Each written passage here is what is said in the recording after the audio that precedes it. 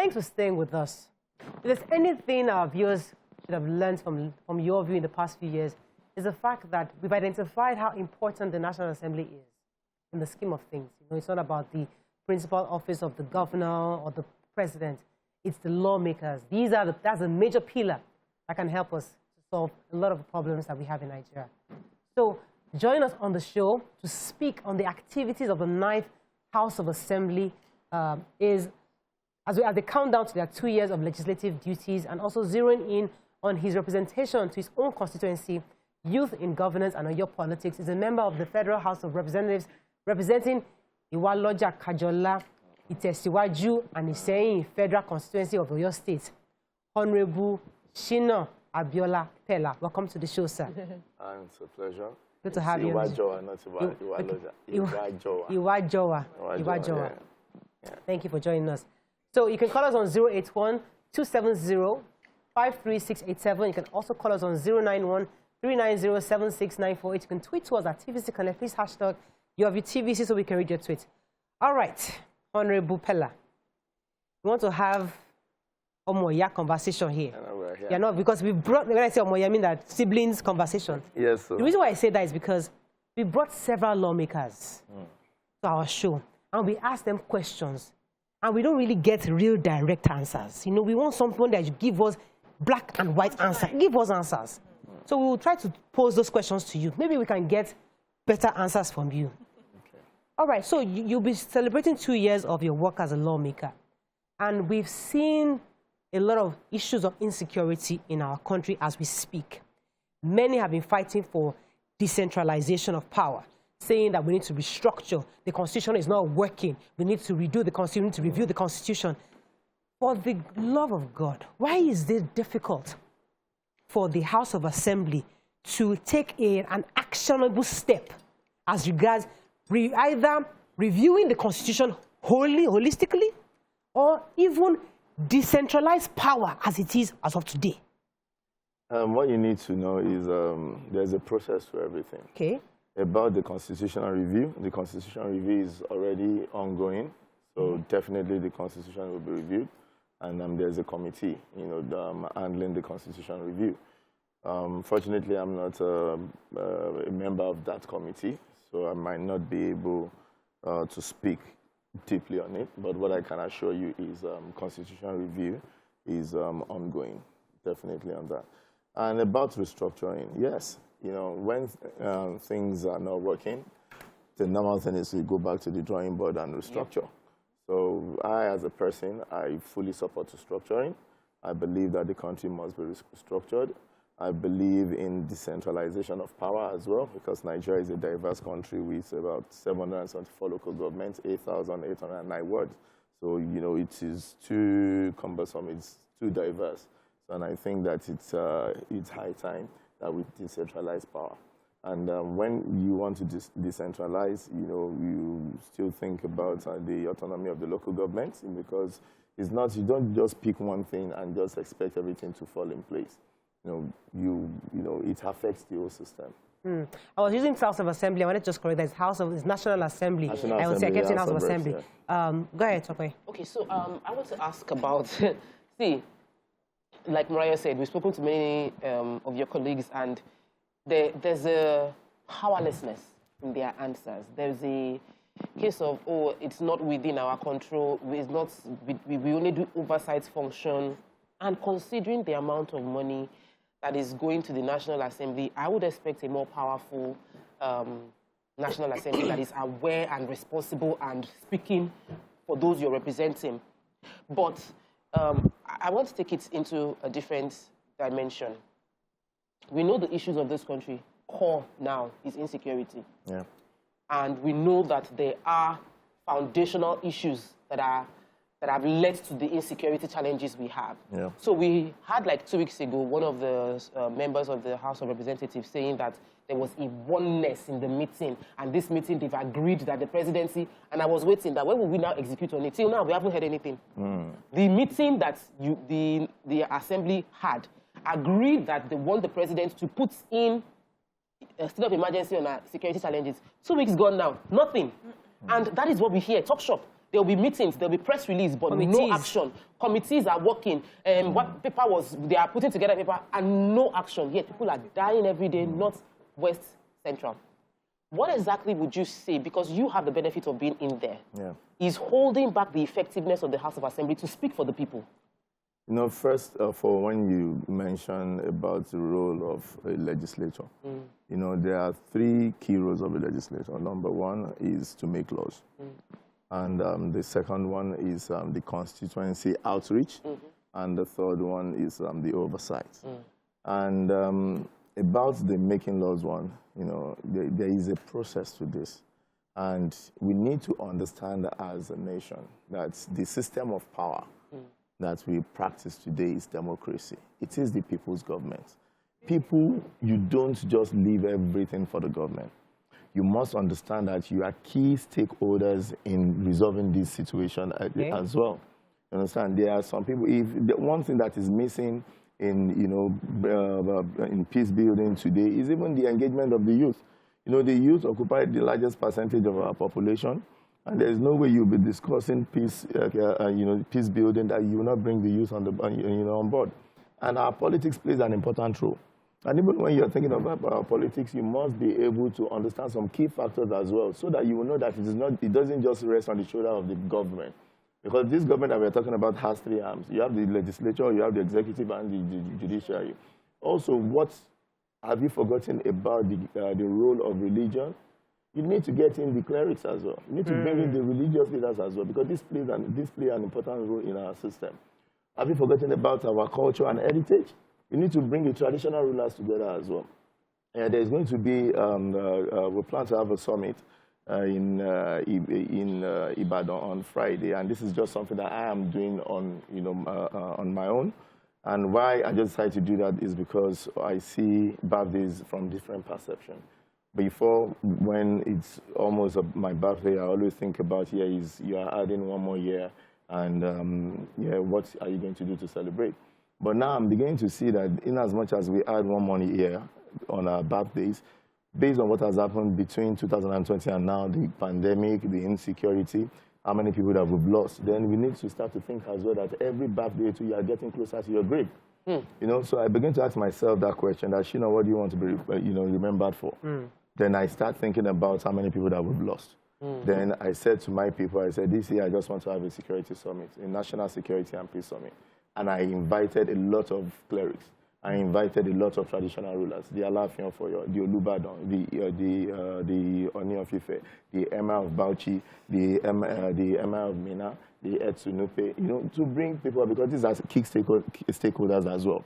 But as the people, we forget that we play a critical role in the system, because it is the people's government.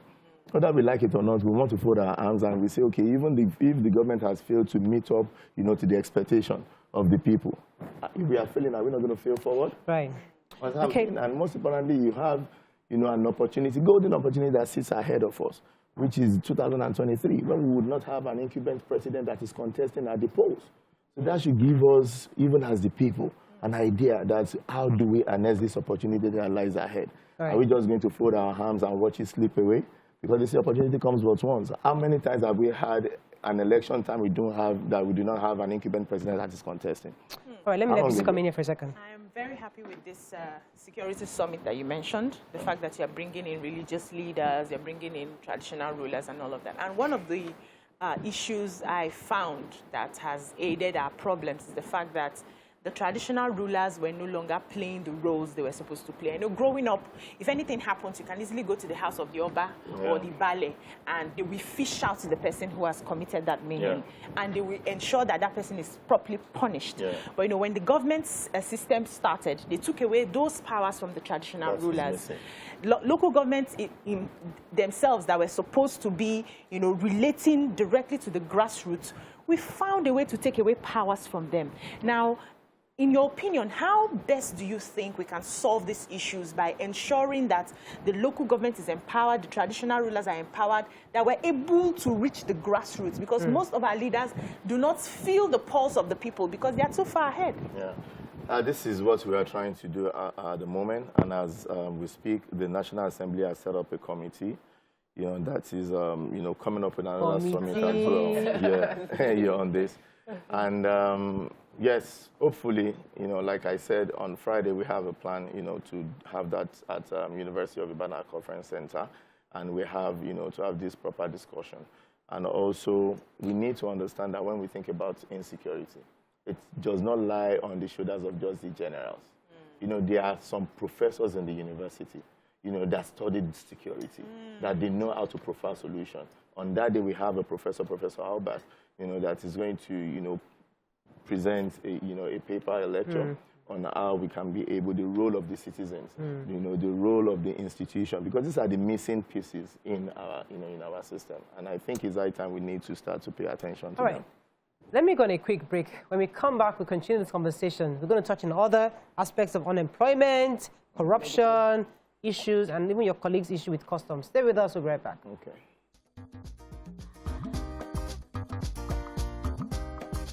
Stay tuned. Your view will be right back. Thanks for staying with us. So I would like to touch on youth and unemployment because, we are seeing what's the source, the root cause of this insecurity that we are all seeing. And it's most experts have said due to joblessness of young people, the fact that many people they have idle hands. And we brought in a successful entrepreneur who said that if the government can call up all the private sectors, all the business owners across the country and say, hire 10 to, based on your level, between maybe 10 to 20 people in your company, that can begin to stir up the economy and even engages young people. My question, therefore, to you is, as a lawmaker, what are you doing? We've seen they are giving me 10,000 naira here, trader money here. What can we do to actually kickstart this economy where young people can be engaged? Not to work for somebody, but at least to become entrepreneurs of themselves.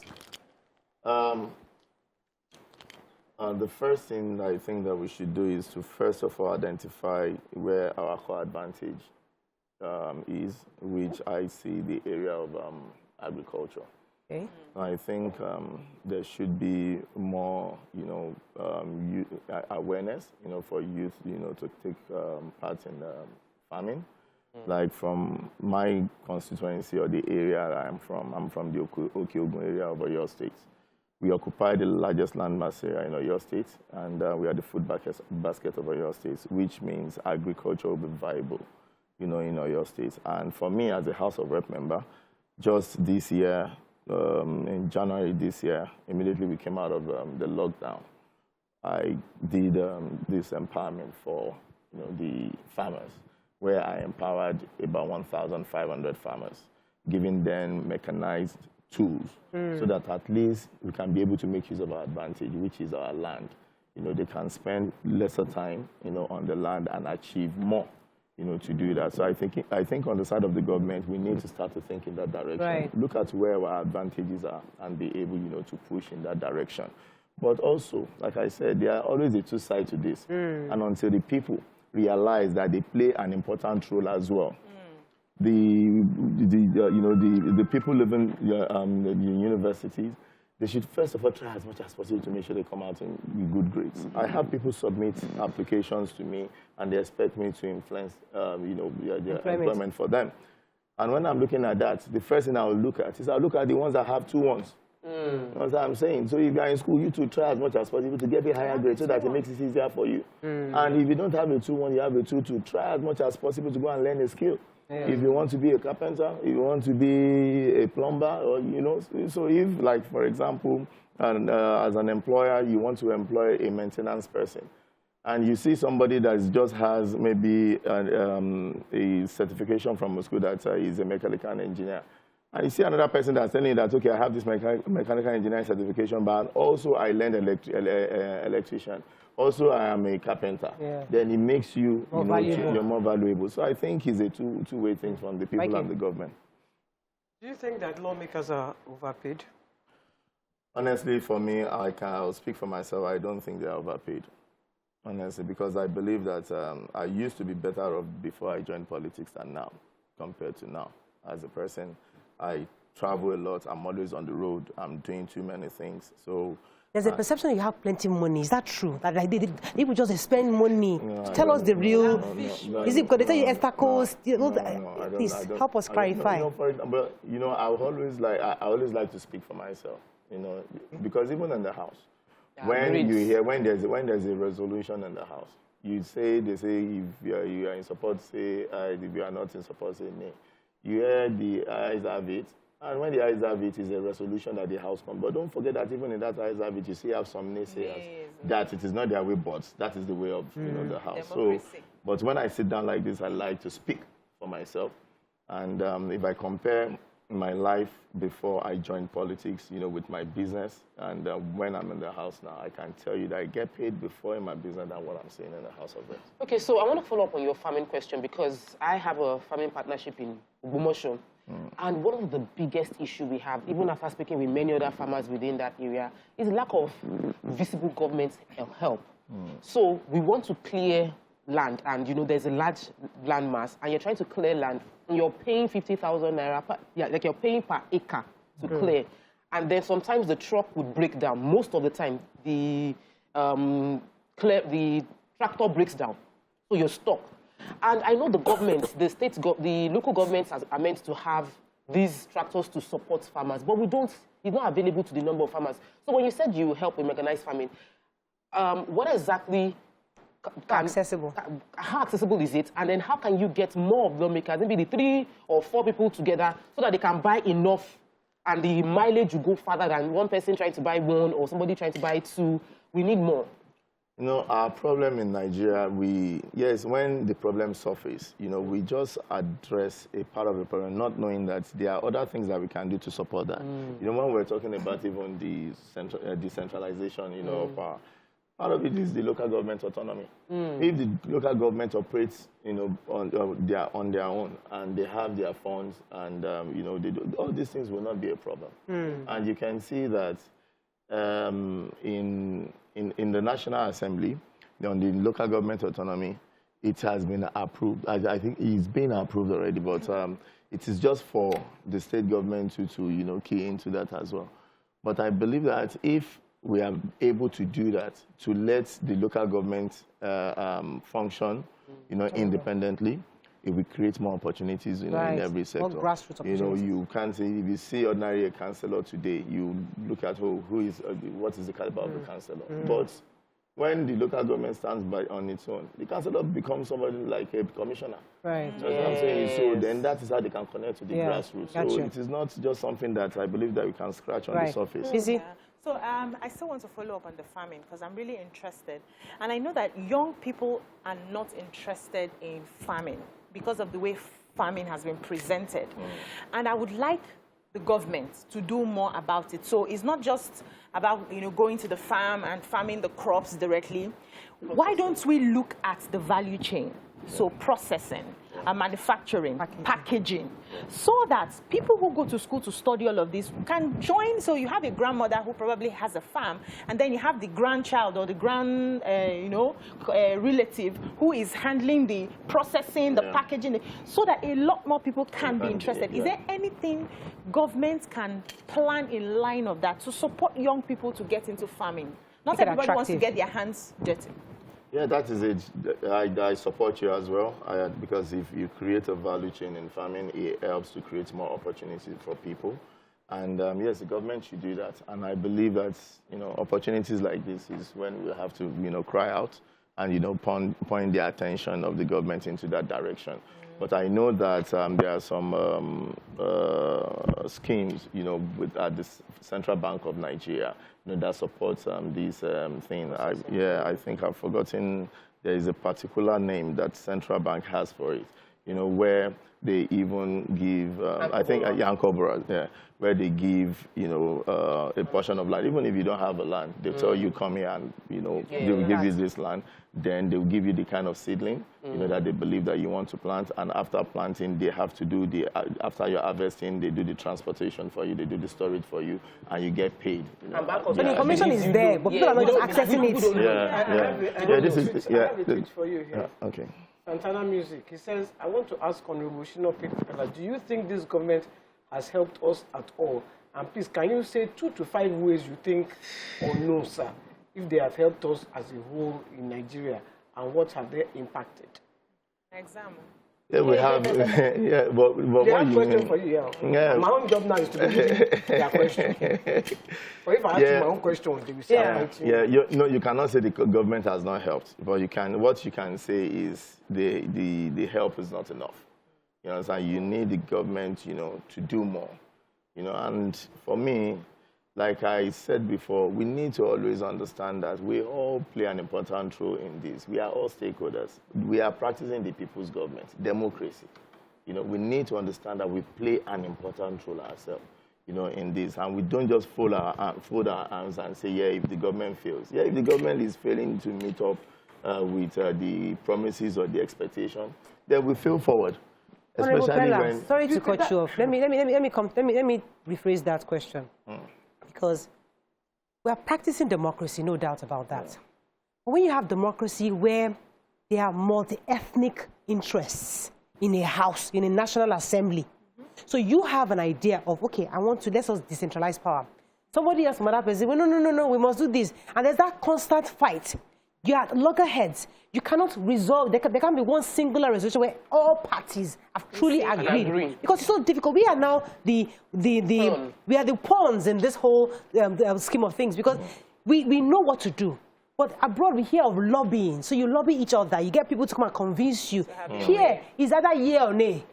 So if democracy is working, which I doubt, because I internally believe that maybe we should try a new system of government. I don't know. I don't know. But is democracy, or can democracy really work for us as we are today? And just to add to that, because you keep saying it's not about the government, the people to the people. But the people seem helpless. Yes. You are the people with the power. God bless you, Ike. So every time you say the people, I'm just here saying which people? Other democracies, the people have power. Here, we feel helpless. The people, truly, yes, the people have their power, and we need to understand that. And especially when look, for example, you mentioned the National Assembly. The National Assembly is the power of the people, because they are the people's representative. And I believe that it is still high time for us to call our representatives to order, from our various constituencies, because if you are looking at the National Assembly, they are the one that represents the people more. They are the one that connects, to the grassroots. Every House of Rep member represents somebody in this country, and you are meant to be the person the spokesperson at the National Assembly, at the House. So for me, I still believe, the government might not. I did not say yes, the government has done well. No, don't get me wrong. I'm just saying that the government has not done enough, to what we are doing. But you can't just say, yeah, the government is there and they are doing nothing, All right, let me go on a quick break. When we come back, we're still discussing with our lawmakers. Stay with us. We'll be right back.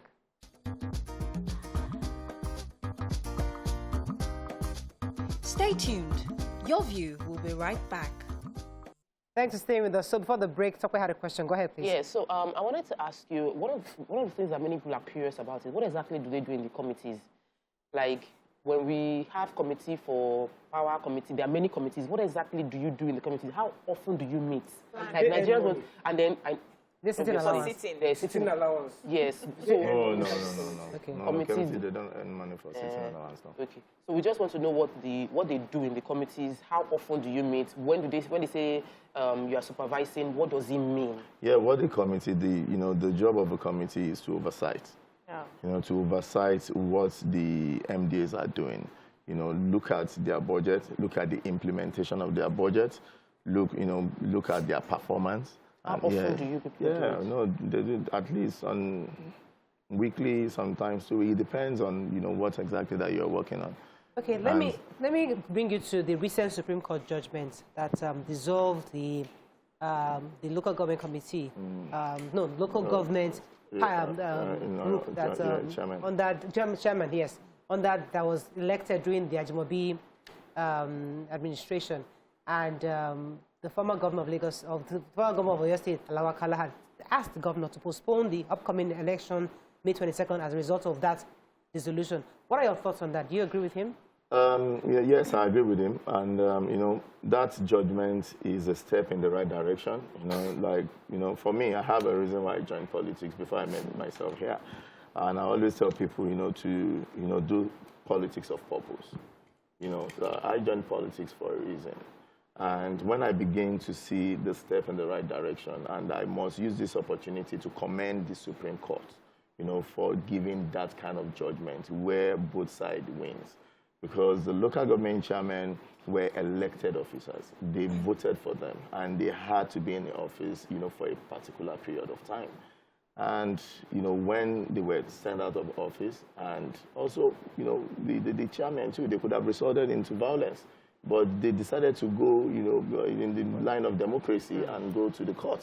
So for the Supreme Court to give that judgment, for the government to pay them, you know, is a step in that direction, and we need to commend, you know, the Supreme Court, because for me, when somebody does bad and you know, shout them down, when they do good as well, you need to, you know, commend them. So that you can encourage let me take Solomon Makuti. Akuti, Solomon, are you there? Yes, I'm with you. You're live. Go ahead, please. I want to ask Honourable Shina. Yes. You were asked earlier, did you think lawmakers are overpaid? You said no, that you were speaking for yourself. I didn't find that answer satisfactory. It's still the same dogged way you legislators come there and respond to questions. The question is big for the legislative house as a whole. Do you think people are overpaid? You said no. Now, that's one. Then number two, I want you to confirm, sir. Is it true that legislators go home with as much as 22 million naira a month? Yes or no? That is a lie. That is a no. Okay. Thank you for confirming, because that figure goes around on social media. That is so no. That is a lie. That is a lie. It's, Okay. That's So, a lie. will you tell us how much? If it is not, I don't know. I think it might be against. But I can tell you that that's what I. If I tell you that I believe that we are not, I do not believe that we are overpaid because of what I get. What you earn is reasonable for that level. Trust me. Yeah. Okay. Because even from the people of my constituency, they can testify to this. I'm in my constituency almost every time. I was still in Insecurity about 3-4 days ago. This within this year alone, I've been in my constituency at least a minimum of about 10 times. And from Abuja, even there, you know, and the kind of work that we do, you know, at old town halls, you know, with, you know, to address several issues, you know, on the issue of insecurity. On even this last December. This last December on Christmas Day. I'm a Muslim, but I went to Iwajo local government. I went to the church service with the Christians, and after that, because of the high level of insecurity then, I decided to start to visit, you know, the victims, you know, in their homes, and I was going from one home to another. Let me get a few more questions in for you. Yeah, so I noticed that young people that have capacity, so we have young people who are just, you know, struggling to survive. We have young people who are just trying to get their hands on whatever they see. But we have young people who are working hard, who have capacity.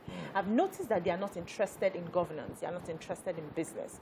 So, and for those who now find that interest later on, they complain that the cost of being in politics, they can't afford it. So I want to ask you two questions. What's your take on, you know, independent candidates?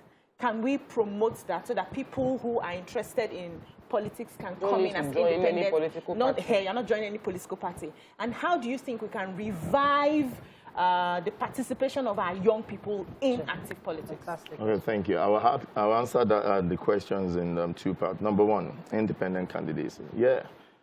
I would have loved if there was independent candidacy when I joined politics. I would have joined. I would have been an independent candidate. And sometimes it's not just good for you when you begin to have a dream that you know is hard to come true, and most especially when you have an opportunity, you know, that is time bound. We have an opportunity to achieve a paradigm shift and get more young people in governance in 2023. Why? Because we won't have an incumbent president that is contesting. That 2023 is how long now? For me, in my diary, I have about 73 Saturdays to deliver the vision of the lead generation. Murayo was part of lead generation program on the International Women's Day. And what lead generation is doing, we answer the other question. Lead generation is a non-governmental, a non-partisan, and non-profit organization, an NGO, committed to building a new generation of leaders with an imbibed culture of taking full responsibility of developing their immediate community. You know, a lot of people, you sit down today and a lot of people, when they ask them the question, well, what is your problem? They say, oh, it's the president or it's the government. Right. Yet, they are not the kind of leader that they seek for in the confines of their own areas. Some people have not even been able to sweep the floor of their house. Some people are not even cutting the grass in their area. You know, you should be able to come out and fix in your own area. That is just one, or take ownership of that area and let us be able, you know, to be us together. And that is what the generation is doing. You can see that we have this program called the Get Involved Leadership Program, where we go to a particular state, we identify like minds, and before choosing those like minds, we have the criteria for choosing them, taking education as an important factor, which they don't use in politics, and that is where we are today. You know, doing an integrity check to make sure whether the person has a source of income, because when there's poverty, integrity becomes the first casualty. Making sure that the person has access, you know, to the stakeholders in the area. Who are the stakeholders? The youth, because they have the larger number, and the women, the traditional rulers, because of our, you know, of our culture, the religious leaders. You know, make sure. So when we have that, we go to that stage and we train them on their civic responsibilities as citizens. Let me pause you because I have so many questions for you. Okay. Somebody called. Hassan, are you still there? You've been holding for a while. I'm here. You're live. Go ahead, please. Please, I have a question for a member of House of Representatives. Okay. And it's for all of you in the House and the senior chamber, not only you. Please, if you people are really doing your job, oversight function, to see to the functionality of MDAs, why are we having all these sort of wasted inefficiencies, looting going on in the MDAs? That's number one.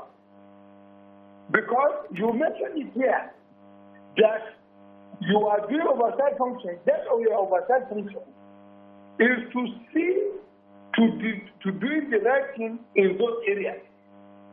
If you people are not culpable, the recent one is the issue of FTA, where with TSA in place, the system is all remitting money to the central coffer.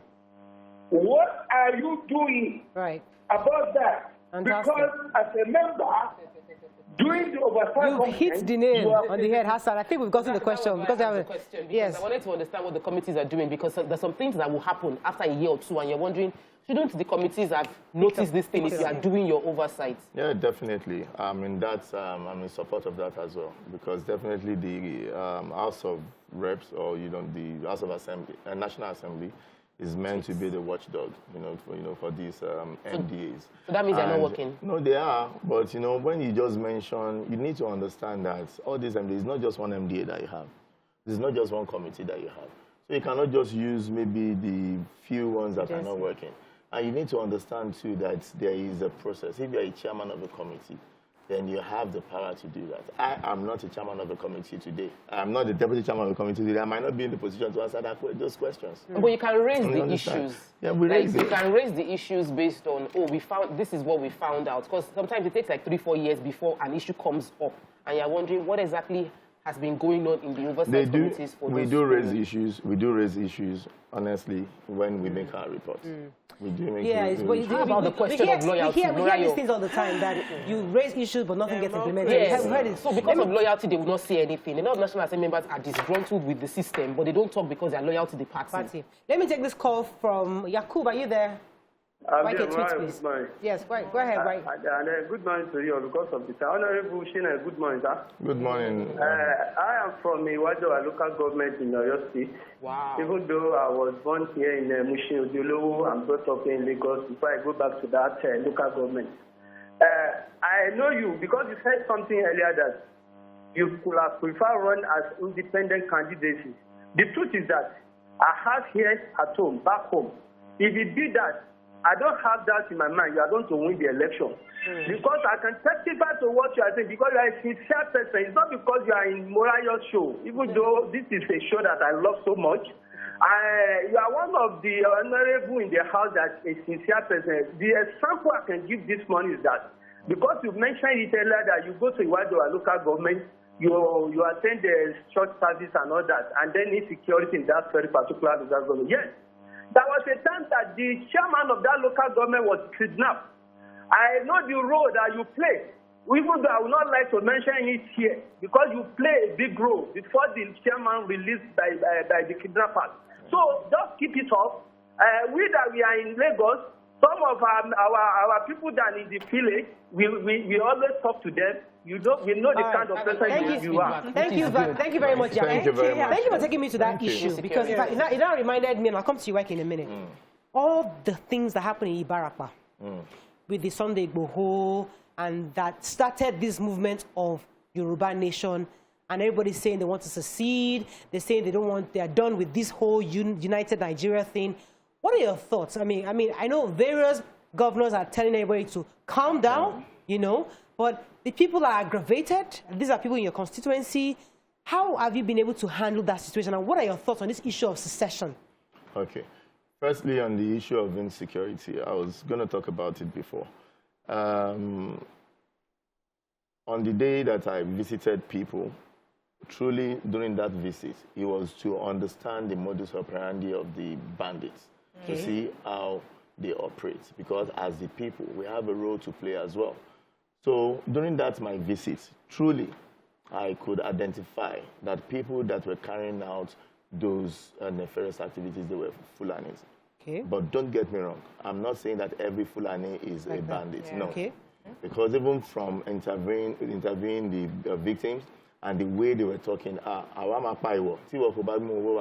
Yoruba doesn't speak like that. You know, so that is a Fulani that will speak like that. Okay. And after that, I called a security meeting, bringing the traditional rulers, the Fulani community, the security agents, that's the DSS, the police, and the NSCDC, bringing everybody together and trying to find a solution to that. And during that time, we were able to understand that, yes, the Fulani, they said to them, some have been living there for 30 years, that there have never been that kind of issues before. But the people that are carrying out activity, they are people that are infiltrating through the forest into that area. And I came up with an idea. I said, okay, everybody in this area, I'm going to supply computer and biometrics.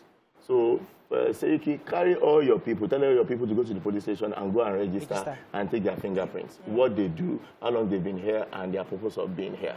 So when something happens and they owe somebody, and that person's name is not being taken in our record, that person we need to face the wrath of the law. Yes. And since we did that, the whole thing reduced. Wow. And that is why I always say that as a people, we must understand that we have a role to play as well. We don't just fold our arms and continue to play the blame game to make this, to find this solution.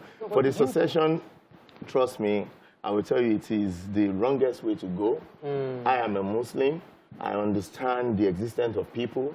God created the land before men, and God created us from sand, and that is why we go back, we'll be buried that way.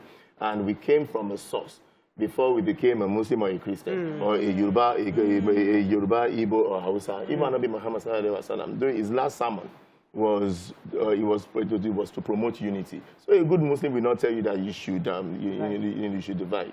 You must find a way to resolve your issues in order to have a peaceful coexistence. We have been enjoying that before, and we see no reason why we cannot make it happen. We would have our challenges. Yes, in Nigeria today, we have lost over 1,000 people in the last 6 months or less than 1 year. But don't forget that even in India, they have lost 3,500 people to COVID-19 in 1 day.